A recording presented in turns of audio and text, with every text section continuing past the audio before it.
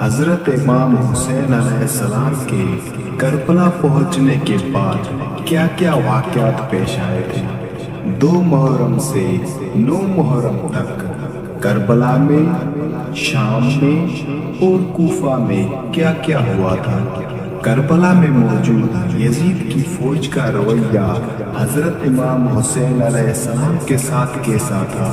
اور کوفہ میں ابن زیاد اور شام میں یزید ابن معاویہ حضرت امام حسین علیہ السلام کے خلاف کیا کیا منصوبے بنا رہے تھے اور ابن سعد کو کیا کیا حکم دے رہے تھے؟ 2 محرم سے 9 محرم تک ہونے والے مکمل واقعہ میں کوشش کروں گا کہ آپ کو اس ویڈیو میں تفصیل سے بتا سکوں۔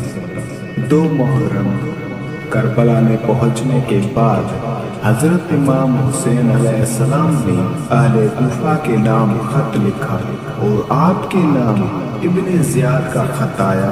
اسی تاریخ کو آپ کے حکم سے پر لب فرات خیمے نصب کیے گئے۔ حرم مزاحمت کی اور کہا کہ فرات سے دور کہیں خیمے لگا دیجیے۔ حضرت مولا غازی عباس علیہ السلام کو غصہ آیا، پر حضرت امام حسین علیہ السلام نے حضرت عباس علیہ السلام کے غصے کو پرسکون کیا اور فرات سے کچھ فاصلے پر خیمے نصب کیے گئے۔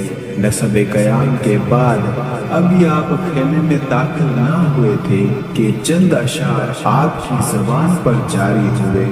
حضرت بی بی زینب نے چوں ہی ان اشعار کو سنا، اس درجہ روئی کہ رو رو کر آپ بے ہوش ہو گئی۔ حضرت امام حسین علیہ السلام نے آپ کے رخسار پر پانی چھڑک کر آپ کو باہوش کیا اور پھر آپ آل محمد داخلہ خیمہ ہوئے۔ 3 محرم کو عمر سعد 65,000 اور ایک روایت کے مطابق 66,000 کا لشکر لے کر کربلا پہنچ گیا اور اس نے حضرت امام حسین علیہ السلام سے ان خیالات کی خواہش کی اور حضرت امام حسین علیہ السلام نے کوفہ کے سفر کا ارادہ بیان کیا۔ پھر ابن سعد نے عبید اللہ ابن زیاد کو تمام تفصیل لکھ دی اور یہ بھی لکھا کہ حضرت امام حسین علیہ السلام فرماتے ہیں اگر اہل کوفہ مجھے نہیں چاہتے تو میں واپس جانے کو تیار ہوں۔ ابن زیاد نے عمر ابن سعد کے جواب میں لکھا جبکہ ہم نے امام حسین علیہ السلام کو چنگل میں لے لیا ہے تو وہ چھٹکارا چاہتے ہیں، یہ ہرگز نہیں ہوگا۔ ان سے یہ کہہ دو کہ وہ تمام اپنے عزیز و اقربا سمیت بیعت یزید کریں یا پھر قتل ہونے کے لیے تیار ہو جائیں۔ میں بیعت سے پہلے ان کی کسی بھی بات پر غور نہیں کرنا چاہتا۔ اسی 3 تاریخ کی شام کو حضرت حبیب ابن مزاحم قبیلہ بنی اسد میں گئے اور ان میں سے 90 جان باز امداد حضرت امام حسین علیہ السلام کے لیے تیار کیے۔ وہ انہیں لا رہے تھے تو کسی نے ابن سعد کو اس کی خبر دے دی۔ اس نے 4,000 کا لشکر بھیج کر اس کم کو رکوا دیا۔ 4 محرم کا دن 4 محرم کو ابن زیاد نے جامع مسجد میں ایک خطبہ دیا جس میں اس نے حضرت امام حسین علیہ السلام کے خلاف لوگوں کو بھڑکایا اور کہا کہ حکم یزید سے تمہارے لیے تجوریوں کے منہ کھول دیے گئے ہیں اور تم اس کے دشمن حضرت امام حسین علیہ السلام سے لڑنے کے لیے آمادہ ہو جاؤ۔ عبید اللہ ابن زیاد کے کہنے سے بے شمار لوگ کربلا کے لیے تیار ہوئے اور سب سے پہلے شمر ابن ذوالجوشن نے روانگی کی درخواست کی۔ چنانچہ شمر کو 4,000، ابن لقاب کو 2,000، ابن نمیر کو 4,000، ابن رہینہ کو 3,000 اور ابن خرشہ کو 2,000 سوار کا لشکر دے کر روانہ کربلا کر دیا گیا۔ 5 محرم کو شبس ابن ربعی کو 4,000، ابن قیس کو 4,000، سنان ابن انس نخعی کو 10,000، محمد ابن اشرف کو 1000، عبداللہ ابن حسین کو 1000 کا لشکر دے کر کربلا روانہ کر دیا گیا۔ 6 محرم کو حولی ابن یزید اصبہی کو 6000 کا لشکر، قعب ابن حر کو 3000، حجاج ابن حر کو 1000 کا لشکر دے کر روانہ کربلا کر دیا گیا۔ ان کے علاوہ بھی چھوٹے بڑے اور کئی لشکر ارسال کرنے کے بعد ابن زیاد نے عمر بن سعد کو یہ خط لکھا کہ اب تک تجھے 80,000 کا کوفی لشکر بھیج چکا ہوں، ان میں حجازی اور شامی شامل نہیں ہیں۔ تمہیں چاہیے کہ بنا حیل حوال امام حسین کو قتل کر دے۔ اسی تاریخ پر حولی ابن یزید نے عبید اللہ کی طرف ایک خط روانہ کیا جس میں عمر بن سعد کے لیے لکھا کہ یہ حضرت امام حسین علیہ السلام سے رات کو چھپ کر ملتا ہے اور ان سے بات چیت کیا کرتا ہے۔ ابن زیاد نے اس خط کو پاتے ہی ابن سعد کے نام ایک خط لکھا اور اس خط میں لکھا کہ مجھے تمہاری تمام حرکتوں کی خبر ہے، تم حضرت امام حسین علیہ السلام سے چھپ کر باتیں کرتے ہو۔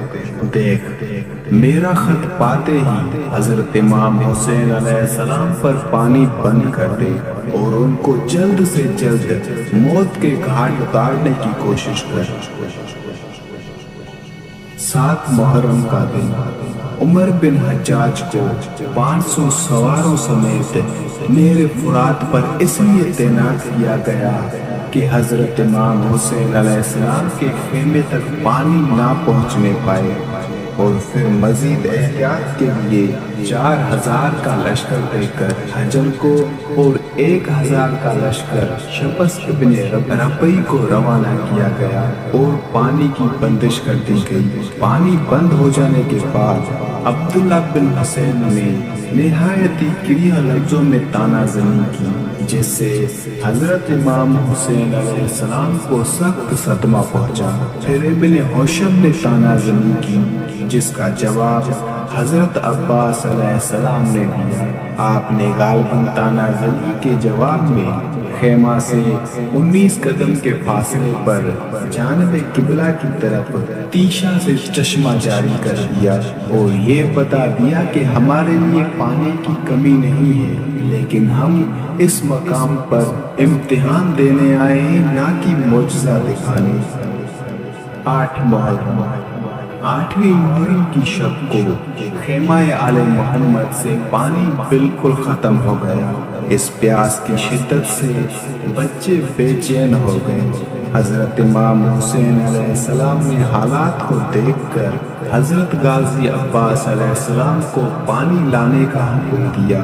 حضرت غازی عباس علیہ السلام چند سواروں کو لے کر فرات کی طرف تشریف لے گئے اور بڑی مشکل سے پانی لائے۔ اسی سقائے کی وجہ سے حضرت غازی عباس علیہ السلام کو سقائے کہا جاتا ہے۔ رات گزرنے کے بعد جب صبح ہوئی تو یزید ابن حسین صحرائی نے حضرت امام حسین علیہ السلام کے لیے ابن سعد کو فرمائش کی، لیکن کوئی نتیجہ برآمد نہ ہوا۔ اس نے کہا یہ کہ کیسے ہو سکتا ہے حضرت امام حسین علیہ السلام کو پانی دے کر حکومت رے چھوڑ دوں۔ امام شملخی لکھتے ہیں ابن سعد کی اس گفتگو کے بعد حضرت امام حسین علیہ السلام نے خیموں کے ارد گرد خندق کھودنے کا حکم دیا اور اس کے بعد حضرت عباس علیہ السلام کو حکم دیا کہ کنواں کھود کر پانی برآمد کیا جائے۔ حضرت غازی عباس علیہ السلام نے کنواں تو کھود لیا لیکن پانی نہ نکلا۔ 9 محرم کی شب کو حضرت امام حسین علیہ السلام اور عمر بن سعد میں آخری گفتگو ہوئی۔ آپ کے ہمراہ حضرت غازی عباس علیہ السلام اور حضرت علی اکبر علیہ السلام بھی تھے۔ آپ نے گفتگو میں ہر قسم کی حجت تمام کر لی۔ 9 محرم کی صبح کو حضرت امام حسین علیہ السلام نے حضرت غازی عباس علیہ السلام کو پھر کنواں کھودنے کا حکم دیا، لیکن پانی برآمد نہ ہوا۔ تھوڑی ہی دیر بعد حضرت امام حسین علیہ السلام نے بچوں کے پیاس کی حالت دیکھ کر پھر حضرت عباس علیہ السلام سے کنواں کھودنے کی فرمائش کی۔ آپ نے صحیح بلیغ شروع کر دی۔ جب بچوں نے کنواں کھودتا ہوا دیکھا تو سب کوزے لے کر آ پہنچے۔ ابھی پانی نکل نہ پایا تھا کہ دشمنوں نے آ کر اسے بند کر دیا۔ دشمنوں کو دیکھ کر بچے خیموں میں جا چھپے۔ تھوڑی دیر بعد حضرت غازی عباس علیہ السلام نے کنواں کھودا اور وہ بھی بند کر دیا گیا، یہاں تک کہ 4 کنویں کھودے مگر پانی حاصل نہ کر سکے۔ بروایت 5ویں دفعہ پانی برآمد ہوا، بی بی سکینہ نے کوزہ بھرا اور دشمن کے خوف سے خیمے کی طرف بھاگی اور خیمہ میں پاؤں الجھے اور آب گر پڑی۔ پانی بہہ گیا اور دشمن نے کنواں بند کر دیا۔ بی بی سکینہ پیاسی کی پیاسی رہ گئی۔ اس کے بعد حضرت امام حسین علیہ السلام ایک ناکے پر سوار ہو کر دشمن کے قریب گئے اور اپنا تعارف کرایا، لیکن کچھ نہ بنا۔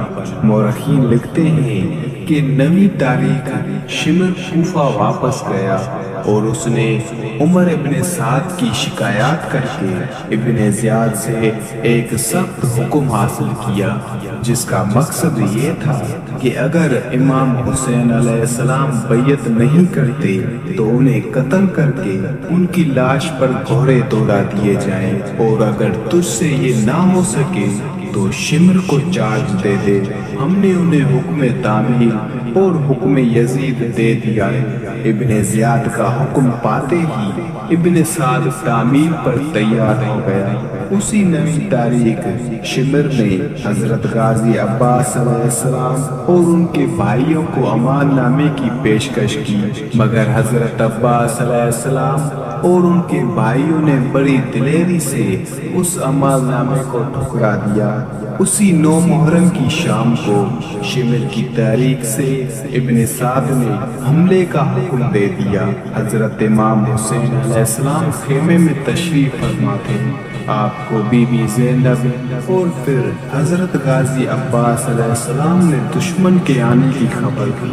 حضرت امام حسین علیہ السلام نے فرمایا، مجھ پر ابھی غنود کی طاری ہو گئی تھی۔ میں نے اپنے نانا جان حضرت محمد صلی اللہ علیہ وآلہ وسلم کو خواب میں دیکھا۔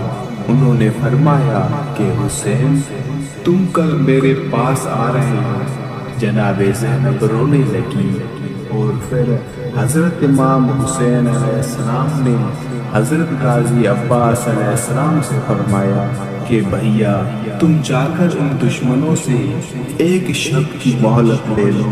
حضرت غازی عباس علیہ السلام تشریف لے گئے اور جنگ ایک شب کے لیے ملتوی ہو گئی، اور 10 محرم کو حضرت امام حسین علیہ السلام کو شہید کر دیا گیا۔